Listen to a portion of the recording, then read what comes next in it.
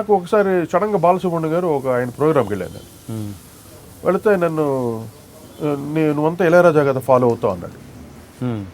అది ఇంతవరకు ఎవరు ఆ క్వశ్చన్ నేను ఎవరు అంటే మీకు అలా అనిపించిందా నా పాటలో ఇళయరాజా ఒక ఫ్లేవర్ ఏదైనా ఉందా? మీరు ఒక ఆడియన్గా మీరు చెప్పండి కదా. ఇంతవరకు ఎవ్వరు ఆ క్వశ్చన్ అడగలే. ఎస్పీ బాలసుబ్రహ్మణ్యం ఈ క్వశ్చన్ అడిగాడు నన్ను. ఎందుకు అడిగాడు నాకు అర్థం కాలేదు. నేను చాలా ఫీల్ అయ్యాను. ఒక్క ఆడియన్ కూడా అడగలేదు. నువ్వు ఎలా అంటే ఇళయరాజాని ఫాలో అవ్వాల్సిన అవసరం నాకేంటి? నేను సాలు రాశారు అబ్బాయిని. ఇప్పుడు ఇళయరాజా 10 అంటే ఆ రోజుల్లో మొత్తం చెన్నైలో ఉండేది ఇండస్ట్రీ. ఈ డైరెక్టర్లంతా ఇళయరాజా పాటలు విని మమ్మల్ని దుబ్బేవాళ్ళు. ఒక్కొక్కరు ఇది ఇలా పెట్టు, దీన్ని ఎలా చేయాలి. ఎవరికి సమాధానం చెప్తాం అక్కడ? ప్రతి ఒక్కడు కొంతమంది ఫ్రీడమ్ ఇచ్చేవాళ్ళు. నాకు మోహన్ బాబు గారు మట్టుకు ఫుల్ ఫ్రీడమ్. ఈ రోజుకి ఒక పాట వినిపించి ఇలాగే చేయి అలా చేయి. ట్యూన్ చేసినప్పుడు అడుగుతాడు ఏదో దీన్ని ఇలా మార్చి అలా మార్చి అడగటం తప్పులేదు. అందువల్ల ఆయనకి చాలా వేరియేషన్స్ ఆఫ్ మ్యూజిక్ చేశారు మోహన్ బాబు గారు. అంటే మ్యూజికల్గా ఇళయరాజా లాగా ఇళయరాజా స్టైల్ నేను ఫాలో చేసిన అవసరం ఏంటి? నాకు అవసరం లేదు. మేము అలాగొచ్చాం నేను రాజ్. అటువంటిది ఆయన ఎందుకు అడిగాడంటే అది నాకు మీ మెలడీస్ అలా అనిపించాయేమో. మీ మెలడీస్ కొన్ని అలా ఏ మెలడీ ఎలా అనిపిస్తుంది? అతను అందరి దగ్గర పాడతాడు. బాలుగారు అందరికి పాడతాడు కదా. ఎందుకు ఆ మాట అన్నట్టు నాకు అర్థం కాదు. ఎప్పుడు కాదు పెద్ద క్వశ్చన్. తర్వాత మీరు కలిసి పనిచేశారా బాలుగారు? మీరు చిచ్చి అని అంటే ఆయన ఎక్కువ పాడేచ్చలేదని ఇప్పుడు తర్వాత అదేదైనా ఫీలింగ్ అని వచ్చి ఉంటుందేమో. నెంబర్ ఆఫ్ సాంగ్స్ నాకు బాలసుబ్రహ్మణ్యం గారే పాడారు. ట్రెండ్ మారిన తర్వాత నేను బాంబే సింగర్స్కి వెళ్ళాను. అది ఆయనకి బహుశా కోటి కూడా ఇలా వెళ్ళిపోయాడని ఆ ఫీలింగ్ ఏదైనా కలిగి పాప ఆయన ఏదైనా అది లోపల పెట్టుకొని నువ్వు కావాలి నన్ను ఏదైనా ఇది హర్ట్ చేయాలి. ఒక్కరే కాదుగా చాలా మంది మ్యూజిక్ డైరెక్టర్స్ ఆయన అంటే అవాయిడ్ కాదు. అది వేరు. తర్వాత నేను వేరుగా మొత్తం బాలసుబ్రహ్మణ్యంతోనే పాడించాను నేను అన్ని పాటలు. అప్కమింగ్ సింగర్స్ ఎంత ఉన్నా కూడా మొత్తం బాలుగారితో పాడించాను. అటువంటిది ఆయన ఇళయరాజా లాగా నువ్వు ఇళయరాజా స్టైల్లో చేస్తావు. ఎక్కడ ఏ పాట చెప్పండి అసలు.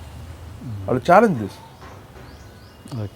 ఇళయరాజా గ్రేట్, బట్ ఇన్స్పిరేషన్ తీసుకుంటాం ఎక్కడ కావాలో తీసుకుంటాం. Balu is my brother, is like my brother. ఈరోజు ఎందుకు చెప్తున్నానంటే విషయాలంతా ఇప్పుడు ఇళయరాజా టాపిక్ వచ్చింది కాబట్టి ఇళయరాజా ఏంటి అంటే నేనే చెప్పాను. మీరేమన్నారు? ఇళయరాజా పాటలు పెట్టి రాజకోటి పాట పెడితే ఏది మీకు నచ్చుతుంటే ఇళయరాజా పాటలు ఇస్తూ ఉంటాను. నేనేమనాలి? రాజకోటి పాటలు ఇష్టం అని అనలేదుగా. I respect you. అలా నువ్వు రెస్పెక్ట్ ఇచ్చి మాట్లాడాలి. ఒక కంపోజర్ నీకన్నా చిన్నోడు అవ్వచ్చు, కానీ ఎన్ని సినిమాలు చేశాను, మీరు ఎన్నో పాటలను పాడచ్చు. అందరి దగ్గర పాడారు మీరు. అది అనడం మటుకు చాలా తప్పది. నేను మాట్లాడాలంటే ఈరోజు ఎన్నో విషయాలు మాట్లాడతాను ఒక్కొక్కరి గురించి.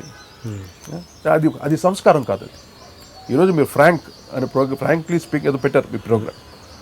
Here I'm not a victim. Here నేను విక్టిమ్ ఇండస్ట్రీలో నేను అందరూ ద్రోహం చేసేసి ఏదో అయిపోయారు. నేను ఏదో ఫ్రాంక్ అయ్యో నన్ను అలా చేసి ఇలా చేసి నాకు ఎవ్వరు ఏమి చేయలేదు. అంతా మంచి చేశారు నా ఇండస్ట్రీ. అందరూ నన్ను దీవించారు, ఇప్పటికీ నన్ను దీవిస్తారు. మీరు మనం ఇందాక అనుకున్నాం సినిమాలు నాకు రావట్లేదు. నేను ఎంతవరకు నేను ఫీల్ అవ్వలేదు. నన్ను కావాలి అనుకున్నాడు వస్తాడు డెఫినెట్గా. I'm just waiting for that opportunity. ముందు కూడా నేను ఆపర్చునిటీ కోసం వెయిట్ చేశాను. నేను ఆపర్చునిటీ కోసం వచ్చింది, అది వెతుక్కుంటూ వచ్చింది. నేను రెడీ అవ్వాలి దాన్ని. ఆ బాధ్యత నాది. ఆ విషయానికి వస్తే ఏ గాయకుడిలో ఆ సంస్కారం కానీ నేను చూడలేదు నా ఎక్స్పీరియన్స్లో.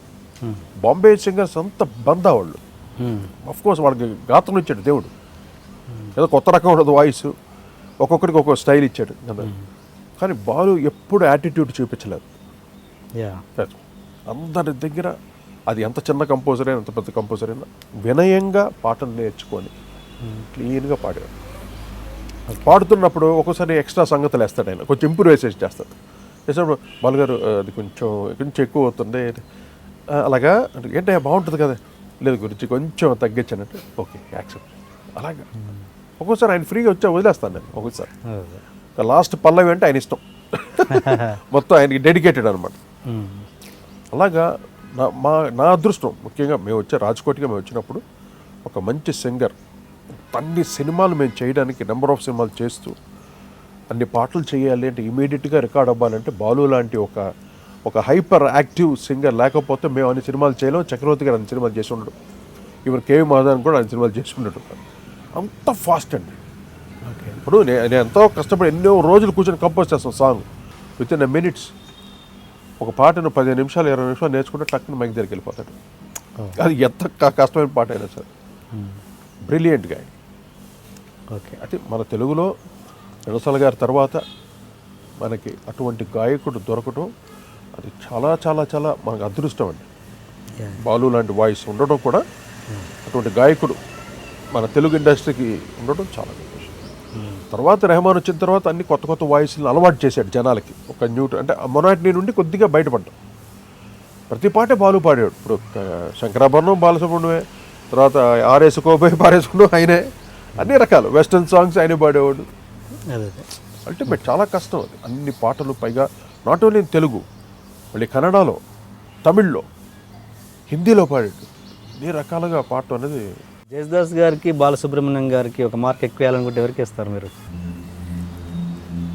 అంటే జేసుదాస్ గారి పక్క classical voice, Carnatic based, heavy high voltage అనమాట అది.